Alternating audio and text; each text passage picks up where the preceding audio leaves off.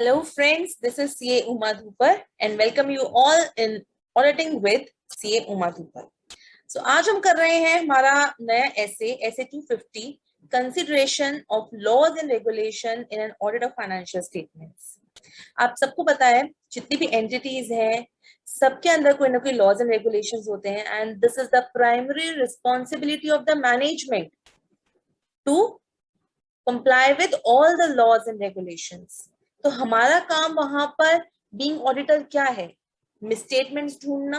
हमारा प्राइमरी काम क्या है? मिसस्टेटमेंट्स ढूंढना और ये देखना कि जितने भी फाइनेंशियल स्टेटमेंट्स हैं वो क्या सारे एफआरएफ को कंप्लाई करते हैं. Are they according to applicable FRF financial reporting framework और नॉट. तो फाइनेंशियल रिपोर्टिंग फ्रेमवर्क के अंदर ना एक ये चीज भी आती है कि जितने भी लॉज एंड रेगुलेशंस हैं वो कंप्लाई करे गए हैं या नहीं करे गए. फाइनेंशियल स्टेटमेंट्स बनाते टाइम हम ये भी चेक करते हैं. ठीक है, तो यहाँ पर हम लोगों ने क्या करना है? हमने यहाँ पर ये देखना है कि जो भी लॉज एंड रेगुलेशंस जिनको कंप्लाई करना मतलब जिनको मानना प्राइमरी रिस्पॉन्सिबिलिटी किसकी है? मैनेजमेंट की है. क्या उन्होंने उन सब लॉज एंड रेगुलेशंस को कंप्लाई किया है या नहीं किया फाइनेंशियल स्टेटमेंट्स बनाते टाइम. अब इस ऐसे के अंदर हम एक चीज और देखेंगे कि यहाँ पर ना लॉज एंड रेगुलेशंस को ना दो पार्ट्स में बांटा हुआ है. एक पार्ट है जहां पर लॉज एंड रेगुलेशंस जो है जो डायरेक्टली फाइनेंशियल स्टेटमेंट्स को कंप्लाई करते हैं, मतलब जो डायरेक्टली फाइनेंशियल स्टेटमेंट्स को इफेक्ट करते हैं, जैसे इनकम टैक्स लॉज. अब उसके अंदर इनकम टैक्स लॉज के अकॉर्डिंग, इनकम टैक्स रेगुलेशंस के अकॉर्डिंग जो भी फिगर आएगा वो एज इट इज आपका फाइनेंशियल स्टेटमेंट्स में जा रहा है. तो मतलब क्या है कि डायरेक्टली उनका रिलेशन है हमारे फाइनेंशियल स्टेटमेंट्स के साथ. और अदर्स है, अदर लॉज है, मतलब जो दूसरे तरीके के लॉज होते हैं वो होते हैं अदर लॉज, मतलब जिनको हमें कॉम्प्लाई करना पड़ता है. ठीक है, मतलब जैसे कि आप कह सकते हो कि एनवायरमेंट लॉ, मतलब कि जो एनवायरमेंट को प्रोटेक्ट करने से रिलेटेड जो भी लॉज हैं वो हर एक कंपनी को मानने पड़ता है कि इन्वायरमेंट के अंदर जो भी एक मतलब अगर कंपनी ऑपरेट कर रही है तो उनको कुछ चीजों को, कुछ लॉज को मान के चलना पड़ेगा. अगर नहीं मानते हैं तो पेनल्टी लगेगी, चार्जेस लग सकते हैं.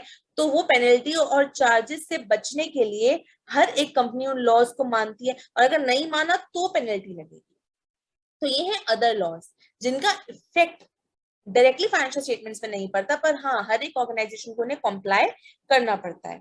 ठीक है, तो दो तरीके के लॉज हैं. एक तो है जो डायरेक्ट, मतलब जो डायरेक्टली हमारे फाइनेंशियल स्टेटमेंट्स को इफेक्ट करते हैं, मतलब उनके अंदर से एक फिगर निकलता है जो फाइनेंशियल स्टेटमेंट्स के अंदर डला हुआ है, जैसे हमारे इनकम टैक्स लॉज हो गया.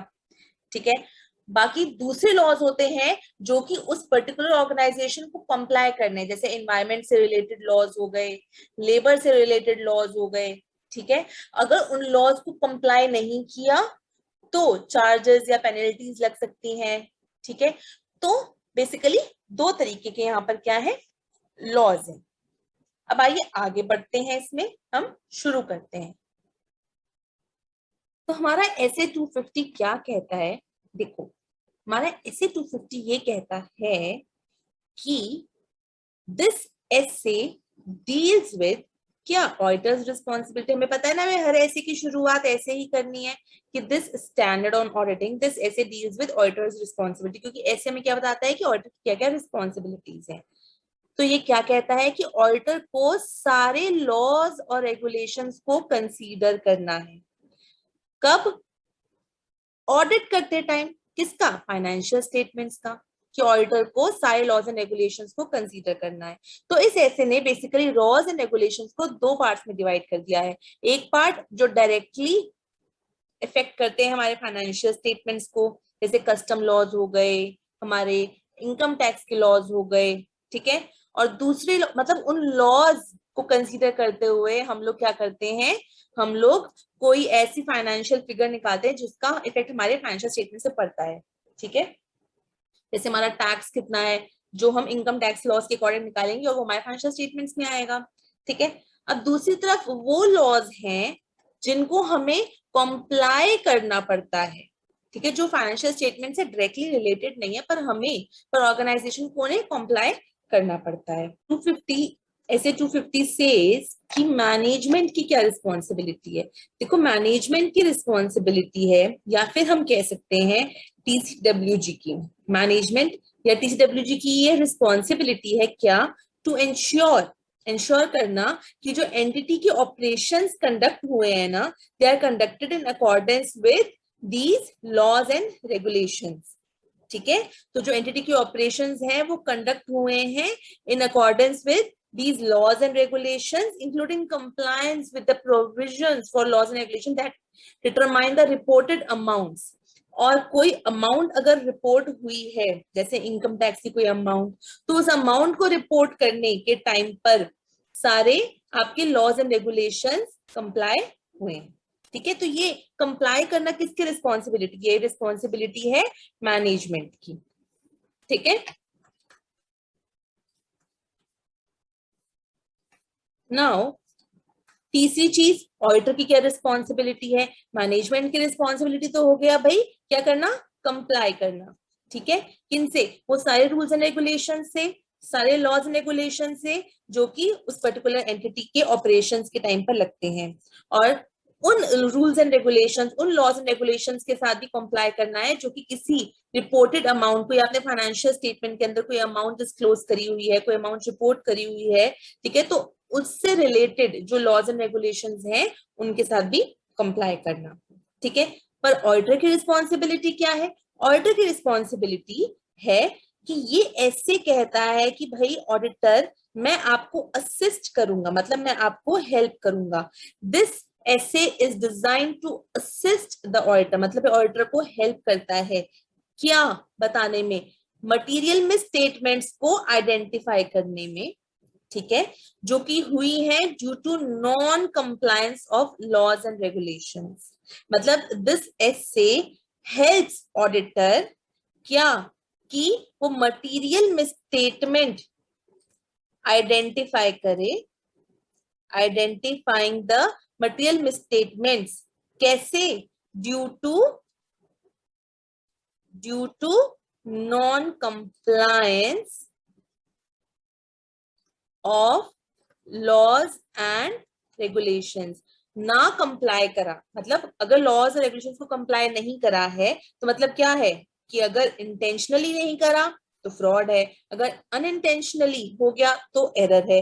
तो अगर कंप्लाई नहीं किया तो जो भी मिसस्टेटमेंट हुई है, जो मटेरियल मिसस्टेटमेंट हुई है, उसको आइडेंटिफाई करने में ये ऐसे जो है वो हेल्प करता है। तो साथ में एक चीज और बोल दी कि auditor is not responsible for preventing non compliance and can not be expected to detect non compliance with all laws. मतलब कि भाई यहाँ पर भी रीजनेबल एश्योरेंस ही देगा ऑडिटर। इस ऐसे ने साफ साफ कह दिया कि ऑडिटर की रिस्पॉन्सिबिलिटी नहीं है कि वो नॉन कंप्लायंस के लिए रिस्पॉन्सिबल है। नॉन कंप्लाई मतलब कंप्लाई करना is the primary responsibility of the management। Primary responsibility किसकी है, प्राइमरी रिस्पॉन्सिबिलिटी है मैनेजमेंट की। हमें तो क्या करना है, हमें तो सिर्फ डिटेक्ट करनी है क्या, मटीरियल मिसस्टेटमेंट, यही तुम्हारा काम है ना इन फाइनेंशियल स्टेटमेंट्स। ठीक है, जो कि किस वजह से है, due to non compliance of laws या रेगुलेशंस। और ऑडिटर से ये एक्सपेक्ट नहीं किया जा सकता, ना ही वो रिस्पॉन्सिबल ठहराया जाएगा कि नॉन कंप्लायंस को वो डिटेक्ट करेगा सारे लॉज के लिए। सारे लॉज को तो डिटेक्ट कर भी नहीं सकता। ठीक है, तो ये चीज तो हमने बहुत पहले ही पढ़ ली थी। अब इतने सारे लॉज की बात हो रही है, तो हमने कहा था ना कि इस एसे ने जो है वो दो पार्ट्स में डिवाइड कर लिया है हमारे सारे लॉज एंड रेगुलेशंस को। कौन से दो हैं, this essay distinguishes auditor's responsibility in relation to compliance with two different categories of laws। मतलब ऑडिटर को दो डिफरेंट कैटेगरीज ऑफ लॉज को चेक करना है। ठीक है, पहला क्या है, वो लॉज एंड रेगुलेशंस जो कि डायरेक्ट इफेक्ट डालते हैं किस पे, डिटरमाइनिंग द मटीरियल अमाउंट्स या फिर डिस्क्लोजर्स इन फाइनेंशियल स्टेटमेंट्स। जैसे हमारा टैक्स हो गया, हमारे लेबर लॉज हो गए। अब टैक्स की जो अमाउंट निकलेगी, लेबर लॉज मतलब जो भी अमाउंट निकल के डल रही है ठीक है। अब सपोज कर लो फॉर एग्जांपल टैक्स की कोई अमाउंट निकल के आपने फाइनेंशियल स्टेटमेंट्स में डाली, तो वो अमाउंट कैसे कंप्यूट करी गई होगी? जो भी आपका वो टैक्स के सारे लॉज और रेगुलेशंस हैं, आपने उन सब लॉज एंड रेगुलेशंस को कंप्लाई किया होगा। जो भी परसेंटेजेस लिखी हैं, जो भी आपकी कैपिंग अमाउंट्स है, सब आपने उसमें डाली होंगी और उसके बाद आपकी वो अमाउंट निकली होगी। मतलब ये laws and regulations directly effect कर रहे हैं किसको? हमारे फाइनेंशियल स्टेटमेंट्स को। क्यों? क्योंकि इनके अंदर से कुछ ऐसी अमाउंट्स निकल कर आ रही हैं जो कि हमें फाइनेंशियल स्टेटमेंट्स में डिस्क्लोज करी हैं। अब वहीं पर हमारे अदर लॉज एंड रेगुलेशंस कौन से होते हैं जिनका डायरेक्ट इफेक्ट नहीं होता फाइनेंशियल स्टेटमेंट से? मतलब कि कोई अमाउंट या डिस्क्लोजर फाइनेंशियल स्टेटमेंट्स में नहीं गया, पर इन लॉज को हमें कंप्लाई करना है, but compliance with which may be fundamental to the operating aspects of the business. Business को ऑपरेट कर रहे हैं, इसलिए उन लॉज को मान के चलना हमारी उस एंटिटी की क्या है? रिस्पॉन्सिबिलिटी बन गई है। ठीक है। मतलब अगर एंटिटी को अपना बिजनेस चलाए रखना है, अगर पेनल्टीज नहीं लगवानी, तो उनको उस लॉज को क्या करना है? मान के चलना है। जैसे हमारे ऑपरेटिंग लाइसेंस आपका बना रहे, इसलिए कुछ लॉज हैं। जैसे फॉर एग्जांपल कोई क्वालिटी स्टैंडर्ड्स हैं जो आपको मेंटेन करके चलने हैं, नहीं तो आपसे आपको ऑपरेटिंग लाइसेंस ले लिया जाएगा। ठीक है। Compliance with regulatory solvency requirements. ठीक है। सॉल्वेंसी, रेगुलेटरी सॉल्वेंसी रिक्वायरमेंट से रिलेटेड जितने भी लॉज हैं आपको मान के चलने हैं। इन्वायरमेंटल रेगुलेशंस, ताकि पॉल्यूशन ना हो। ऐसे बहुत सारे लॉज हैं जो हर एक एंटिटी को मान के चलने होते हैं। जैसे आप कोई भी प्रोडक्ट प्रोड्यूस कर रहे हो, तो जो भी वेस्ट मटेरियल है या फिर जो भी कोई हार्मफुल गैसेस है आप उसको एयर में रिलीज कर रहे हो, या फिर कोई भी आपके वेस्ट फूड प्रोडक्ट्स है आप उसको सी में आप ड्रेनेज जो आपने वो सी में कर लिया या रिवर्स में कर लिया, इससे क्या होगा? वाटर बॉडीज खराब होंगी। तो देयर आर सम रूल्स कि आपकी जो वेस्टेज है या कोई अगर हार्मफुल गैस प्रोड्यूस हो रही है, तो आपको उसको अपनी कंपनी में ही प्रोसेस करना है ताकि इन्वायरमेंट को कोई प्रॉब्लम ना हो। अदरवाइज आपको ऑपरेट नहीं करने दिया जाएगा। या फिर रेजिडेंशियल लोकेशंस के अंदर आप अपनी इंडस्ट्री नहीं लगा सकते हो। सारी इंडस्ट्रीज एक अलग इंडस्ट्रियल लोकेशन होती है, वहीं पर लगानी है। तो ये लॉज है, ये हर एक एंटिटी को मान के चलने हैं, नहीं तो उनको ऑपरेट नहीं करने दिया जाएगा या फिर उन पर पेनल्टीज लगेंगी। तो ये होते हैं अदर लॉज। ये जो आपके लॉज एंड रेगुलेशंस हैं, ये कंप्लाई हुए हैं या नहीं हुए, इनको चेक करना किसकी रिस्पॉन्सिबिलिटी है? ऑडिटर की रिस्पॉन्सिबिलिटी है। ठीक है। अब इस रिस्पॉन्सिबिलिटी को पूरा करने के लिए, ठीक है, ये ऑडिट का पार्ट है ना, मतलब चेक करना। तो इस ऑडिट को, इस चेकिंग को पूरा करने के लिए ऑडिटर को कुछ ऑडिट प्रोसीजर्स अपनाने पड़ते हैं। ठीक है। वो ऑडिट प्रोसीजर्स अब हम क्या करते हैं, चलो उनको पढ़ते हैं। बात आती है ऑडिट प्रोसीजर्स की कि ऑडिटर कौन से ऑडिट प्रोसीजर्स लगाएगा। ठीक है। तो सबसे पहला काम जो ऑडिटर को करना है, मतलब ऑडिटर यहाँ पे क्या करने जा रहा है, वो देखने जा रहा है कि लॉज एंड रेगुलेशंस जो हैं वो कंप्लाई हुए हैं या नहीं हुए। सबसे पहले ऑडिटर क्या करेगा, वो पहले एंटिटी को अंडरस्टैंड करेगा। मतलब सबसे पहला काम एसए 315 एंटिटी को अंडरस्टैंड करेगा और एक जनरल अंडरस्टैंडिंग लेगा कि भाई कौन से, सबसे पहले तो ये पता चले कि कौन से लॉज और रेगुलेशंस है जो कि एंटिटी के ऊपर एप्लीकेबल है। ठीक है। सबसे पहले तो होगा कि कौन से rules and regulations, laws and regulations applicable हैं, और दूसरा एंटिटी कैसे उनको कंप्लाई करिए, how entity is complying to that framework. ठीक है। पहले तो ये एक इंफॉर्मेशन ली कि कौन कौन से, what all are the laws and regulations that are applicable, and secondly how the entity is complying, entity कैसे कर रही है। ये जानने के बाद अब ऑडिटर क्या करेगा कि सबसे पहले वो देखेगा कि कौन से ऐसे लॉज एंड रेगुलेशंस हैं जो डायरेक्टली इफेक्ट करते हैं, डायरेक्ट लॉज एंड रेगुलेशंस। अब जो डायरेक्ट लॉज एंड रेगुलेशंस हैं जो कि डायरेक्टली इफेक्ट करते हैं हमारे फाइनेंशियल स्टेटमेंट्स को, मतलब कोई फिगर्स ऐसी हैं, डिस्क्लोजर्स ऐसे हैं फाइनेंशियल स्टेटमेंट्स में जो कि उन लॉज एंड रेगुलेशंस के बेसिस पर हैं, तो उनके अगेंस्ट तो ऑडिटर को क्या करना पड़ेगा, sufficient and appropriate audit evidences इकट्ठे करने पड़ेंगे regarding the compliance with the provision of those laws and regulations जो कि डायरेक्ट इफेक्ट डालते हैं किस पे, फाइनेंशियल स्टेटमेंट्स पर, मतलब मटेरियल अमाउंट। तो जैसे कोई मटेरियल अमाउंट लिखी हुई है, टैक्स लिखा हुआ है 50,000, ठीक है, तो अभी 50,000 टैक्स के लिए उनको क्या करना पड़ेगा, सफिशिएंट एप्रोप्रिएट ऑडिट एविडेंसेस इकट्ठे करने पड़ेंगे कि हाँ भाई ये सही अमाउंट लिखी हुई है, रिकैलकुलेशन, रीचेकिंग सब कुछ करेंगे। पर जहां पर बात आती है अदर लॉज एंड रेगुलेशंस की, जहां पर बात आती है अदर लॉज एंड रेगुलेशंस की, वहां पर ऑडिटर क्या करेगा, वहां पर सफिशिएंट एप्रोप्रिएट ऑडिट एविडेंसेस ढूंढने की जरूरत नहीं है। वहां पर ऑडिटर को सिर्फ ये चीज देखनी है कि कंप्लायंस हो रही है ना। तो ऑडिटर क्या ऑडिट प्रोसीजर्स फॉलो करेगा, जहां पर अदर लॉज एंड रेगुलेशंस की बात आती है, ठीक है, वहां पर ऑडिटर क्या करेगा, इंक्वायरी करेगा मैनेजमेंट से और टीसीडब्ल्यूजी से, ठीक है। दूसरा क्या करेगा, इंस्पेक्ट करेगा, ठीक है, कि यहाँ पे रेलिवेंट लाइसेंसिंग और रेगुलेटरी अथॉरिटीज जो भी हमारे लॉज हैं, जो भी लाइसेंस को रिन्यू करने की पॉलिसी सब कुछ हो रही है ना, इंक्वायरी करेगा और इंस्पेक्ट करेगा। साथ में ऑडिटर क्या करेगा, ड्यूरिंग ऑडिट ऑडिटर क्या करेगा, हमेशा अलर्ट रहेगा। प्रोफेशनल स्केप्टिसिज्म याद है हमने चैप्टर 1 में किया था, क्वेश्चनिंग माइंड रखेगा, ठीक है, मतलब हमेशा अलर्ट रहेगा। और दूसरा जो हमारा ऑडिट प्रोसीजर है वो है कि वो मैनेजमेंट या फिर टीसीडब्ल्यूजी से क्या कहेगा कि भाई आप एक हमें रिटर्न रिप्रेजेंटेशन प्रोवाइड कर दो।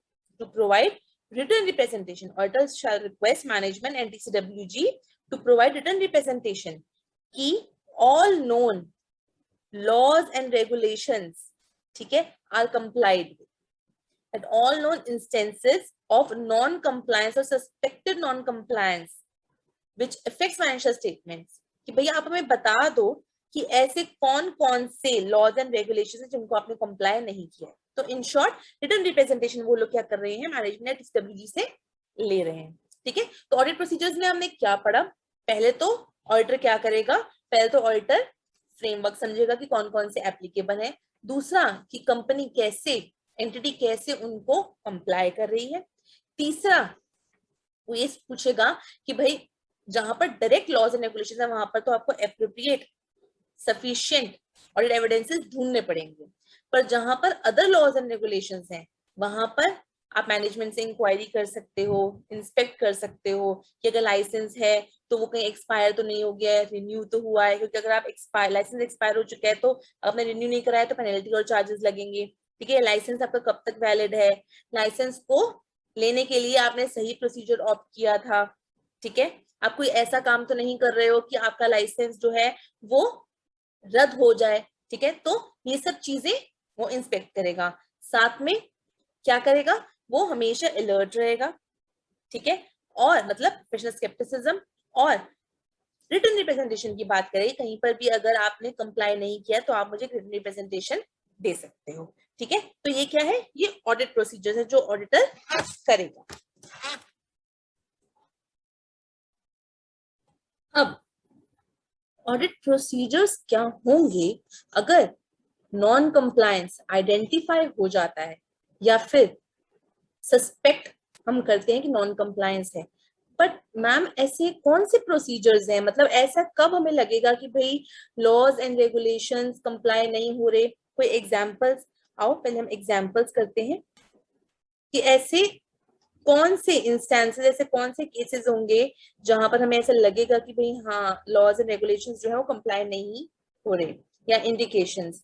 तो दीज आर द एग्जांपल्स और इंस्टेंसेस और इंडिकेशंस जब एक ऑडिटर सस्पेक्ट करेगा या फिर जब उसको एक अलार्मिंग सिचुएशन मिलेगी कि भाई हाँ लॉज और रेगुलेशंस जो है वो कंप्लाई नहीं हो रहे। तो ये एज इट इज आपका एक डायरेक्ट क्वेश्चन भी आता है, तो आ सकता है, तो आप इसको प्लीज पक्का से करके जाना, ये बहुत ही इंपॉर्टेंट है।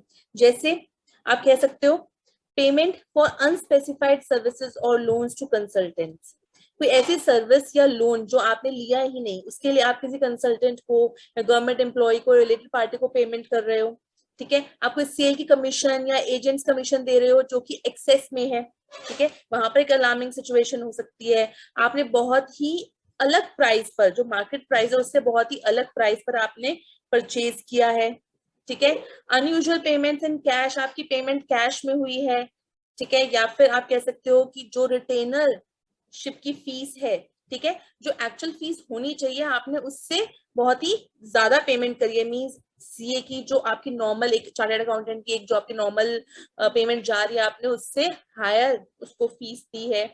मे बी आपने कोई ऐसी एडवाइस ली हो जो कि किसी नॉन कॉम्प्लायंस या किसी रूल और रेगुलेशन को आपने कॉम्प्लाई नहीं करना तो उससे बचने के लिए आपने ली हो, तो दीज कैन बी इंडिकेशंस, या ये एक ट्रिगर्स हो सकते हैं जिनसे आपको ये लगेगा कि हाँ भाई there can be a chance suspect आप कर सकते हो कि लॉज एंड रेगुलेशंस की तरफ कंप्लायंस नहीं हुआ है।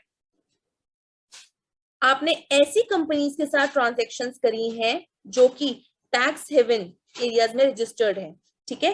तो इनमें से कोई भी एग्जांपल्स आप एटलीस्ट 6 या 7 एग्जांपल्स जो हैं आप वो लोग कर लेना, because this can come as a direct question, ठीक है। ओके, अब वापस आते हैं। तो अगर ऐसा कोई भी नॉन कंप्लायंस ऑडिटर सस्पेक्ट करता है या फिर आइडेंटिफाई करता है, तो ऐसे केस में ऑडिटर को क्या करना चाहिए? तो पहले तो वो अंडरस्टैंड करेगा क्या कि भाई नेचर क्या है, सर्कमस्टेंस क्या है जिसमें ये अकर हुआ है, ठीक है। मतलब अगर अनयूजुअल पेमेंट करी गई है रिटेनरशिप से ज्यादा, तो एक्चुअल में क्या पूरा नेचर है, क्या पूरा सर्कमस्टेंस है, किस बेसिस पर करी गई है, ठीक है। और क्या करेगा, अपने ऑडिट प्रोसीजर्स को बढ़ा देगा और ये देखेगा क्या कि possible effect on financial statements की अगर ये अनयूजुअल पेमेंट करी गई है या फिर कोई भी और एग्जांपल, मतलब कोई भी और इंडिकेशन आपको है, तो उसका फाइनेंशियल स्टेटमेंट्स पर क्या पॉसिबल इफेक्ट पड़ रहा है। तो बेसिकली पहले ऑडिटर क्या कर रहा है, देख रहा है कि जो उसने नॉन कंप्लायंस आइडेंटिफाई करी है या जो वो सस्पेक्ट कर रहा है उसका बेसिक नेचर क्या है, किन सर्कमस्टांसेस में वो अकर हुई है। आप किसी लॉयर को कोई लीगल एडवाइस, कोई लीगल फीस, बहुत प्रोफेशनल फीस कोई बहुत हाई अमाउंट की पे कर रहे हो, ठीक है। तो किन सर्कमस्टांसेस में ये चीज अकर हुई है, क्या एक्चुअल ट्रांजेक्शन है, ठीक है। दूसरा कि फाइनेंशियल स्टेटमेंट्स पर उसका पॉसिबल इफेक्ट क्या पड़ सकता है, पहले आप ये चीज समझोगे, ठीक है।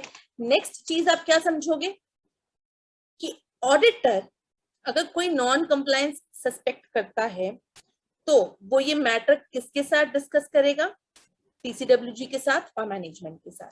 डिस्कस मैटर विद टीसीडब्ल्यूजी या फिर मैनेजमेंट, ठीक है। पहले तो वो खुद अंडरस्टैंड करेगा, फिर उसके बाद इस मैटर को वो डिस्कस करेगा कि भाई ऐसे ऐसा मुझे लग रहा है कि आपने नॉन कंप्लायंस करी है या मैंने ऐसा चीज ढूंढ ली है या मैं सस्पेक्ट कर रहा हूँ, वो चीज ये डिस्कशन करेगा मैनेजमेंट के साथ या फिर टीसीडब्ल्यूजी के साथ, ठीक है। अगर मैनेजमेंट और TCWG do not provide sufficient information, अगर वो सफिशिएंट इंफॉर्मेशन प्रोवाइड नहीं करते, ठीक है, और जो नॉन कंप्लायंस है वो मटीरियल है, मतलब जो नॉन कंप्लायंस करी गई है वो बहुत ही मटीरियल है, तो ऑडिटर क्या करेगा, वो लीगल एडवाइस ऑब्टेन करेगा। पहला, डिस्कस विद मैनेजमेंट टीसीडब्ल्यूजी, क्या डिस्कस करेगा, जो भी उसने नॉन कंप्लायंस ऑडिटर ने सस्पेक्ट करी है या फिर आइडेंटिफाई करी है। Discuss with management TCWG the non compliance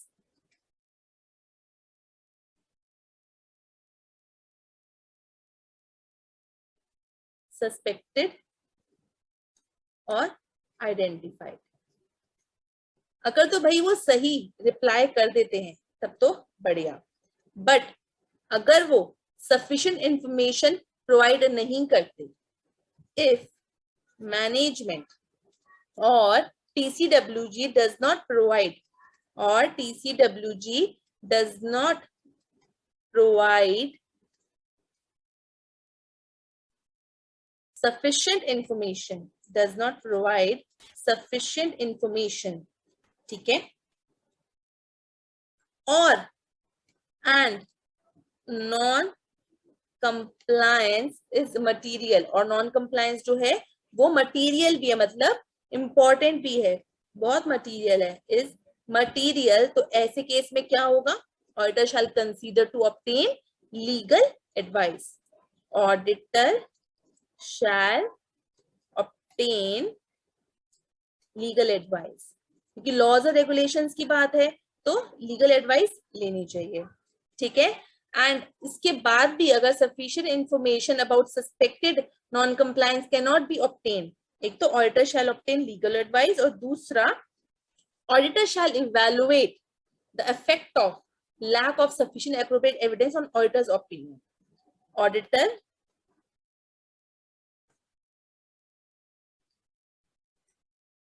क्या करेगा, अपने ओपिनियन को भी उस हिसाब से मॉडिफाई करेगा।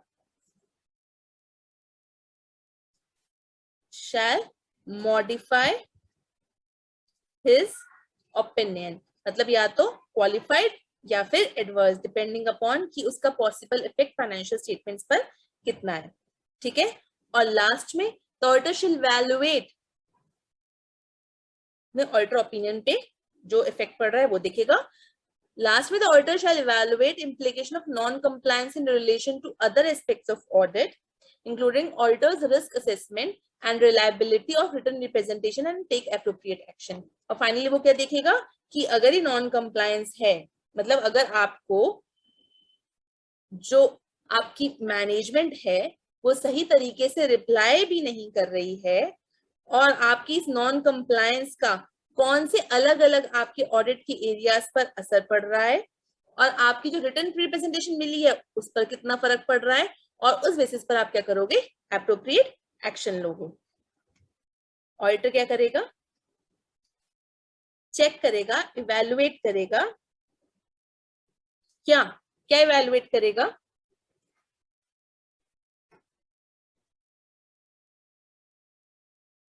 implication of non-compliance to other aspects of audit। ये देखिए ये 3 पॉइंट्स लिखे हैं ना, implication of non-compliance to other aspects of audit, reliability of written representation and take appropriate actions।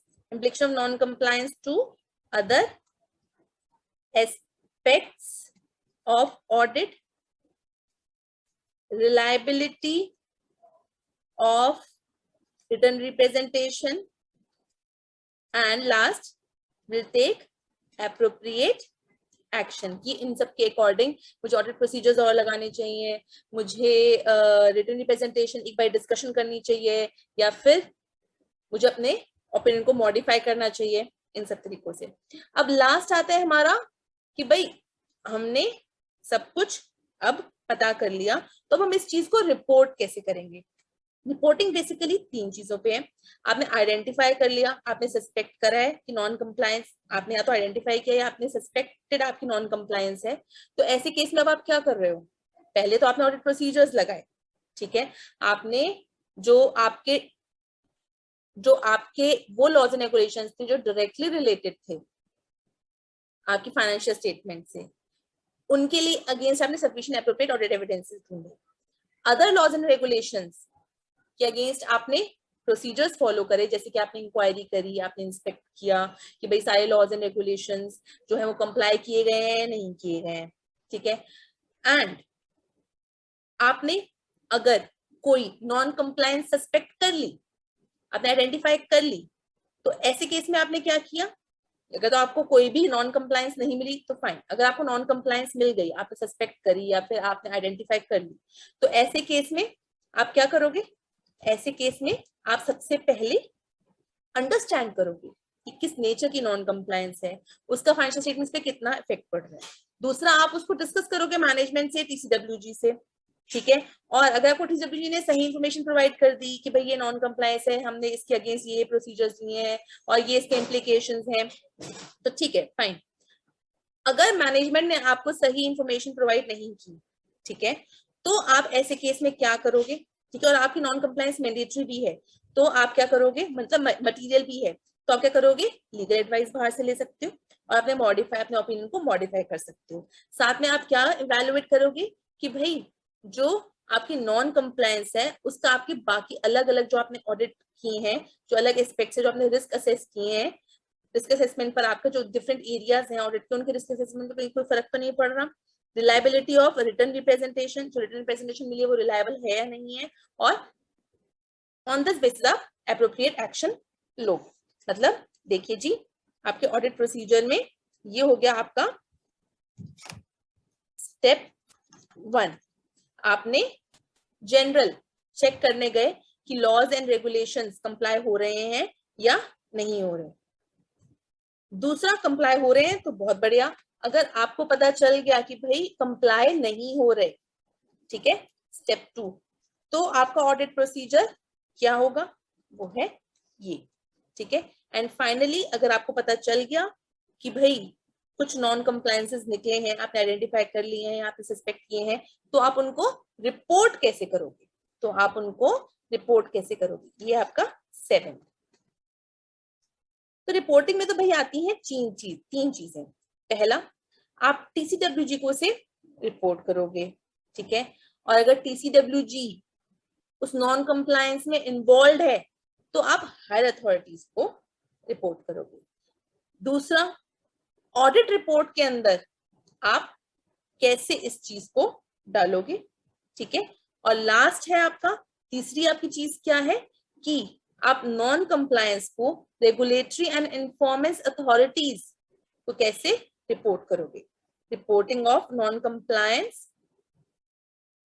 To regulatory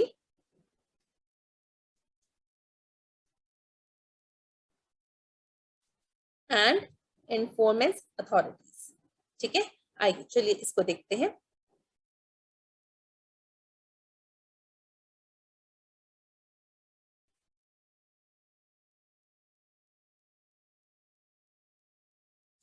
The auditor shall communicate with TCWG matters involving non-compliance with laws and regulations that comes to auditor's attention during the course of audit.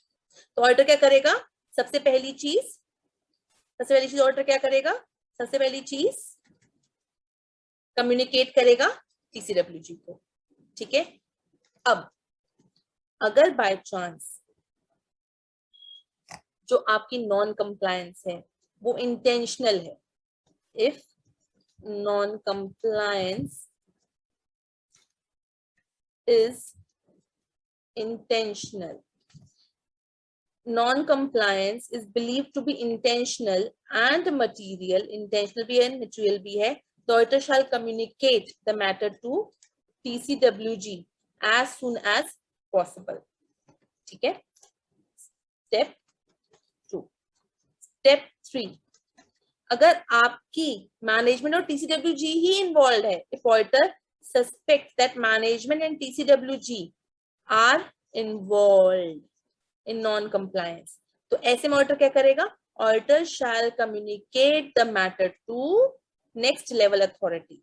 जैसे आप कह सकते हो audit committee हो गई या supervisory board हो गया, तो आप उनको करोगे। और अगर बाय चांस कोई भी आपकी हायर अथॉरिटी नहीं है, ठीक है, तो अगर ऑडिटर बिलीव करता है communication may not be acted upon or is unsure as to person to whom to report, auditor shall consider to obtain legal advice। अगर कोई हायर अथॉरिटी नहीं है या ऑडिटर को लग रहा है कि जो वो चीज बात कम्युनिकेट करेगा उसके ऊपर कोई भी एक्शन नहीं लिया जाएगा, या फिर वो कंफ्यूज्ड है कि वो किसको करे, तो he shall obtain a legal advice। ऐसे में वो लीगल एडवाइस ऑब्टेन करेगा।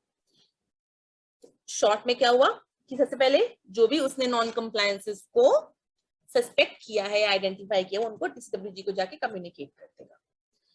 अगर इंटेंशनल है, मतलब फ्रॉड का केस लग रहा है, इंटेंशनली आपने कंप्लाई नहीं किया एंटिटी ने, तो जितनी जल्दी हो सके टीसीडब्ल्यूजी को कम्युनिकेट करेगा। पर अगर टीसीडब्ल्यूजी ही इन्वॉल्व है तो हायर अथॉरिटीज को क्या करेगा? कम्युनिकेट करेगा। जैसे आपके सुपरवाइजरी बोर्ड हो गया, ऑडिट कमेटी हो गया। और अगर कोई हायर अथॉरिटी नहीं है या फिर ऑडिटर को पता ही नहीं कि वो किसको रिपोर्ट करे, तो ऐसे केस में वो लीगल एडवाइस को ऑब्टेन करेगा।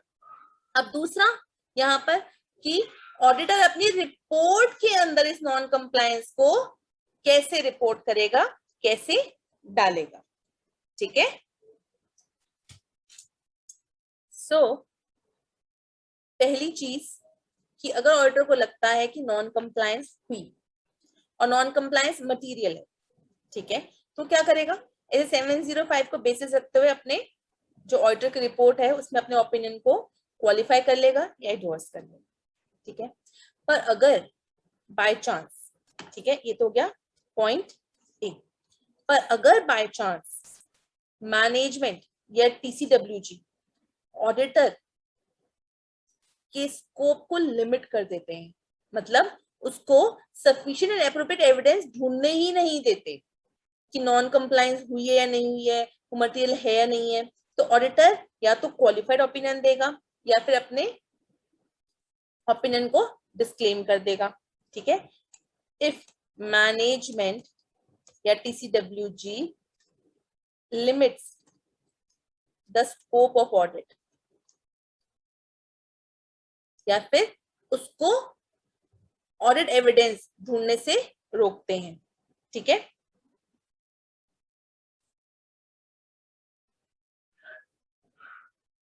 And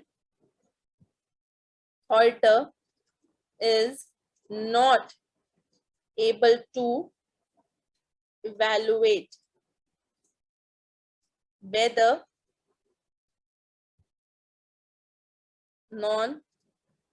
non-compliance is material or non-compliance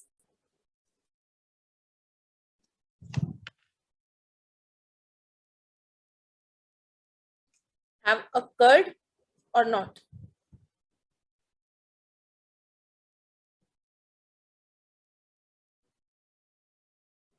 Is likely to have occurred or not. तो ऐसे केस में वो क्या करेगा, ऐसे केस में ऑडिटर, क्योंकि उसके ऊपर लिमिटेशन लगा दी, उसको ढूंढने ही नहीं दिया, तो क्या करेगा, सिंपल सी चीज